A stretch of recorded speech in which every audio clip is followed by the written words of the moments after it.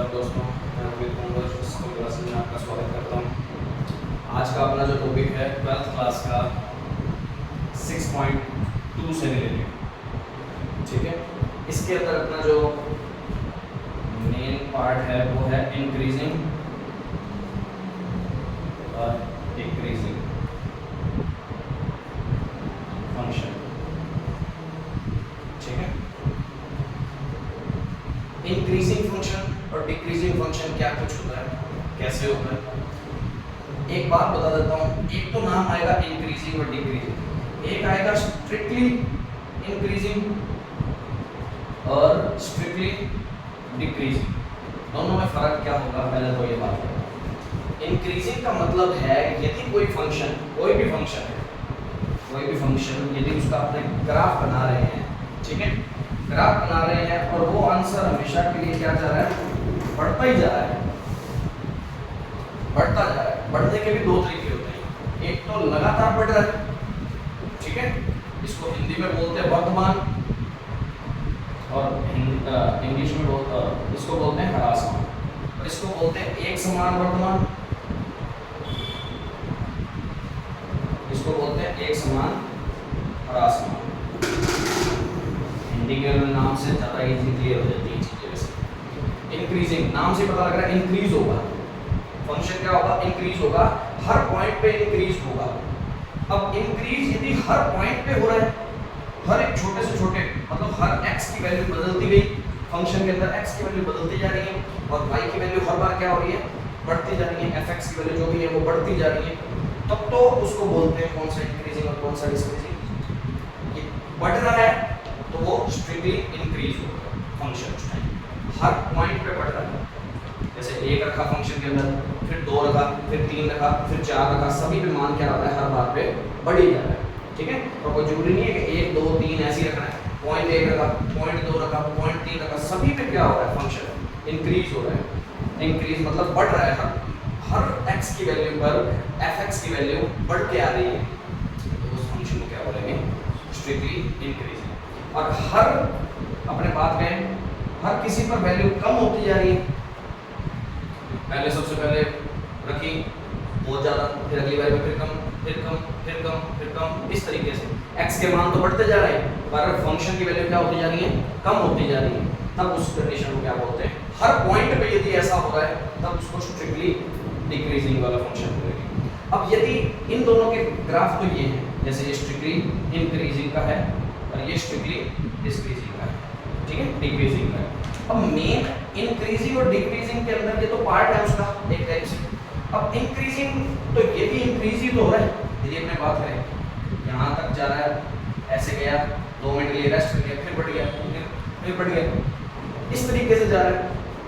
पहले पॉइंट पे देखो कम था और लास्ट वाले पॉइंट पे देखो बढ़ ही ना, मेन तो बढ़ा ही है फंक्शन हमारा, पर क्या है, हर पॉइंट पे नहीं बढ़ा, बीच में कुछ ऐसे पॉइंट आए हैं जहां पर वो क्या हो गया था, सेम ही पढ़ा रहा था, ठीक है, और यहाँ पर भी क्या हो गया था, सेम ही पढ़ा रहा था, ठीक है, चेंजिंग नहीं है इसमें, ये बात ध्यान रखना। नीचे ही आना चाहिए फंक्शन, यदि फंक्शन ऐसे चलते चलते में ऐसे हो रहा है कि पहले ऐसे था, फिर ऐसे सेम हो गया, फिर ऐसे, फिर सेम हो गया कोई, फिर ऐसे नीचे की ओर आ रहा है फंक्शन, ऊपर से नीचे की ओर।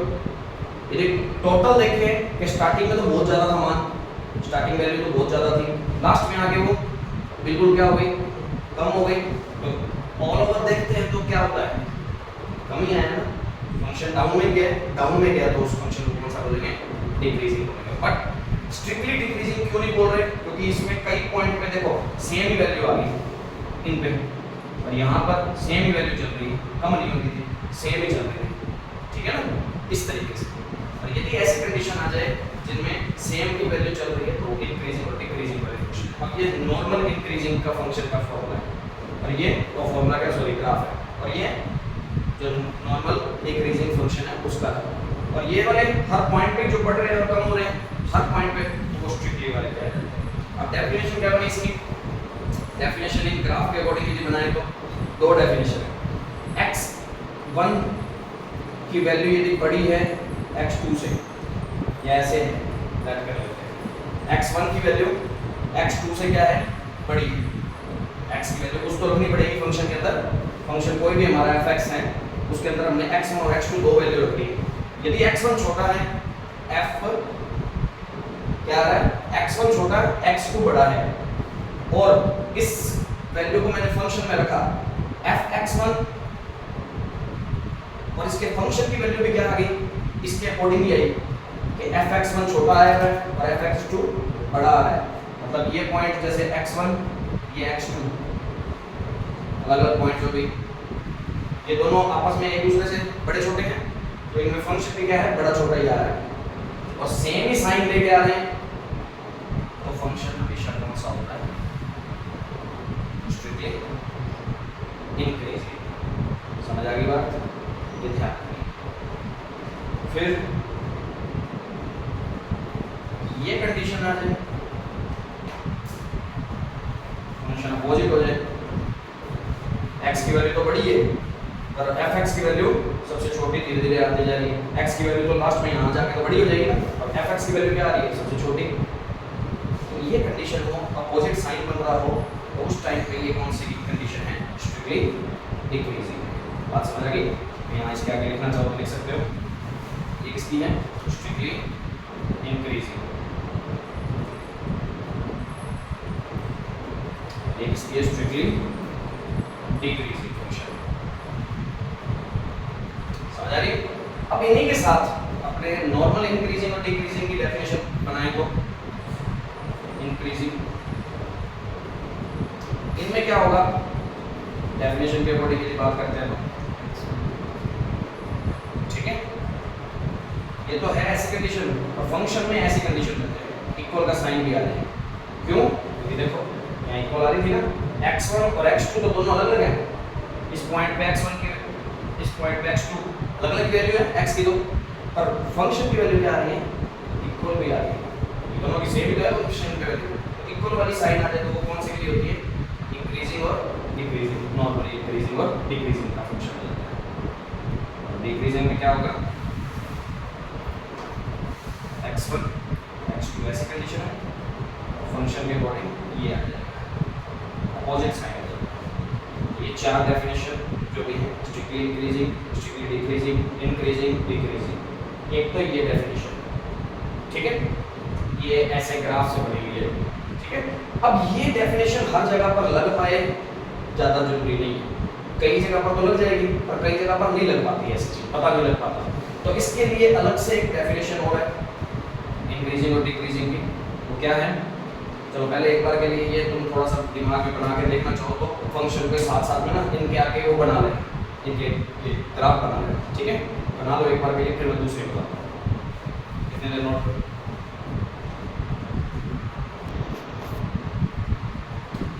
ठीक है।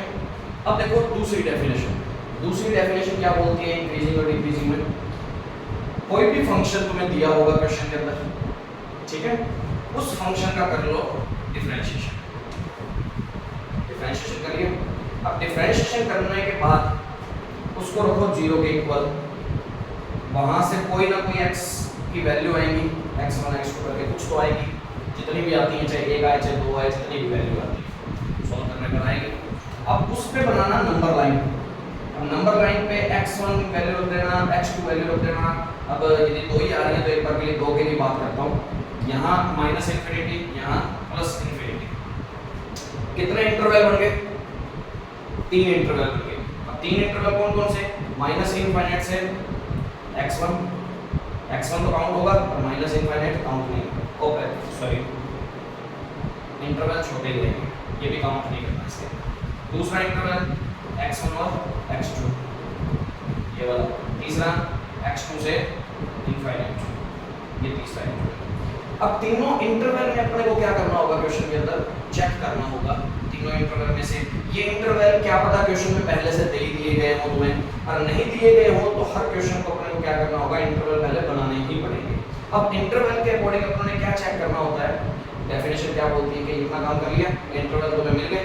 अब इंटरवल के अकॉर्डिंग चेक करना है कि फर्स्ट इंटरवल में तुम्हारा इंक्रीजिंग है या डिक्रीजिंग है, या स्ट्रिक्टली इंक्रीजिंग है, स्ट्रिक्टली डिक्रीजिंग है, जो भी फंक्शन जैसा भी है वो पता लगाना है इनके अंदर। अब वो तुमसे क्वेश्चन में यही पूछा करेगा कि ये फंक्शन है जी, इस फंक्शन को बताओ कौन से इंटरवल में इंक्रीजिंग है, कौन से इंटरवल में स्ट्रिक्टली इंक्रीजिंग है, कौन से इंटरवल में डिक्रीजिंग है, कौन से इंटरवल में स्ट्रिक्टली डिक्रीजिंग है। समझ आ गई? इस तरीके से पूछा जाएगा।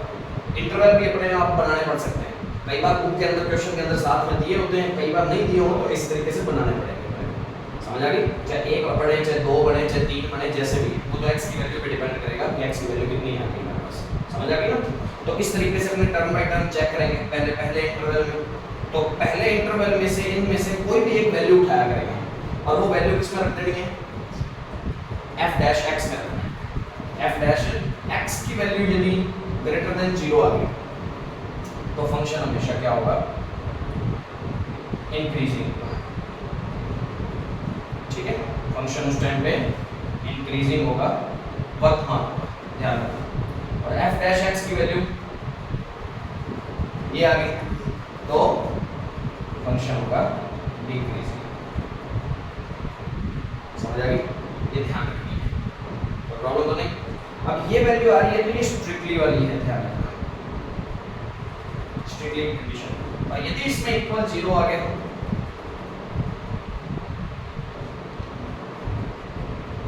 तो ये ओनली इंक्रीजिंग, ओनली डिक्रीजिंग वाली सिस्टम।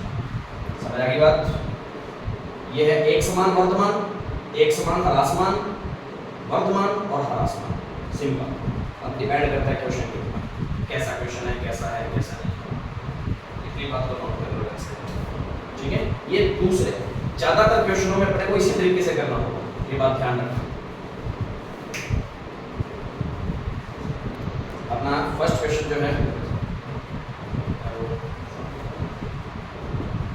हाँ जी, अब अपना फर्स्ट क्वेश्चन 6.2 का देखते हैं। क्वेश्चन में अपने को बोला गया है कि फंक्शन है और रियल नंबर में ये क्या है? पूरे रियल नंबर के अकॉर्डिंग कोई भी रियल नंबर हो x की जगह पे, इन सभी पे ये क्या है? इंक्रीजिंग फंक्शन है। कहने का मतलब क्या हुआ कि x की वैल्यू बढ़ती जाएगी तो fx की वैल्यू भी क्या होती जाएगी? बढ़ती जाएगी हर पॉइंट। यही बात है, क्योंकि डेफिनेशन स्टार्टिंग में यही पढ़ी थी। तो अपने सबसे पहले क्या करते हैं? x की वैल्यू क्या है हमारी, लेके चलते हैं x1 x2 से बड़ा लेके चलते हैं। ये होती है सबसे पहले कंडीशन हमारी, सिंपल कंडीशन यदि बात करें तो। सिंपल कंडीशन में यदि ये वैल्यू है तो अपने को x के साथ में क्या चाहिए? x के साथ में क्या मल्टीप्लाई में चाहिए? 3। तो बोथ साइड में मैंने 3 से क्या कर दिया? मल्टीप्लाई कर दिया, ताकि अपना फंक्शन की फॉर्म बन जाए। अब क्या करना है भाई? कोई साइन में प्रॉब्लम आएगी तो बोथ साइड यदि मैं 3 से मल्टीप्लाई कर रहा हूँ कोई फर्क नहीं पड़ेगा, यही साइन रहेगा, साइन चेंज नहीं हो जाएगा। इसकी जगह कोई लेट करके चलो 2 और 3 कर लेते हैं, और यदि मैं इसको यहाँ से भी 3 से मल्टीप्लाई कर दूँ और यहाँ से भी 3 से मल्टीप्लाई कर दूँ तो बड़ा तो यही रहेगा ना, तो साइन में चेंजिंग तो नहीं आएगी। तो इसलिए वो वैसे के वैसे ये सोचते रहना है कि कोई साइन में चेंजिंग तो नहीं आएगी। मेरी कोई प्रोसेस करने पर साइन में कई बार ऐसा हो जाता है, जैसे मैं अब यहाँ माइनस लगा दूँ, लेट कर लो, यहाँ माइनस लगा दूँ तो ये माइनस का 6 बनेगा और ये माइनस का 9 बनेगा। तो ये बड़ा है कि ये बड़ा है? ये वाला बड़ा है, तो ऑटोमेटिकली अपने आप निशान चेंज करना पड़ेगा तुम्हें। ठीक है, वो डिपेंड करता है कि तुम प्रोसेस क्या लगा रहे हो उस पर, उसके अकॉर्डिंग चेक भी करना पड़ेगा। ठीक है ना, ये चीज़ ध्यान देना। तो अभी तो कोई चेंजिंग नहीं हो रही, ठीक है, 3 से मल्टीप्लाई किए और 7 ऐड कर दें, मेरे ख्याल से चेंजिंग फिर भी नहीं होगी। ठीक है, क्योंकि 6 और 9 था, 2 और 3 लेके चले थे, 3 से मल्टीप्लाई कर दिया और 6 7 इसमें ऐड कर दिया, 7 इसमें ऐड कर दिया, तो भी बड़ा वही रहेगा हमेशा, तो कोई प्रॉब्लम नहीं है। देखो एक एग्जांपल के तौर पे साथ साथ बता रहा हूँ ताकि तुम्हें फर्क का पता लगता रहे कि कहाँ साइन चेंज हो सकते हैं, कहाँ नहीं। ठीक है, तो ये फंक्शन उसको fx1 बोल सकता हूँ और ये क्या है? तो अपने लेके ये कंडीशन चलें, आंसर अपना ये बन रहा है। तो ये किसकी कंडीशन थी? इंक्रीजिंग या डिक्रीजिंग की थी? क्योंकि सेम साइन फंक्शन में आ रहा है। ठीक है, तो ये फंक्शन क्या है हमारा? ऑटोमेटिकली क्या है? इंक्रीजिंग फंक्शन है। और इंक्रीजिंग फंक्शन है तो नॉर्मल सी बात है, फिर क्या होगा? सारों के लिए है, ध्यान रखना। ये x1 और x2 पेयर लिख देना, पेयर x1 और x2 किस में से लिए हमने? r में से, क्योंकि r पे चेक करना था हमें क्वेश्चन, तो r के लिए। तो इस तरीके से अपने क्वेश्चन को चेक कर सकते हैं और नीचे लिख देना फंक्शन इज स्ट्रिक्टली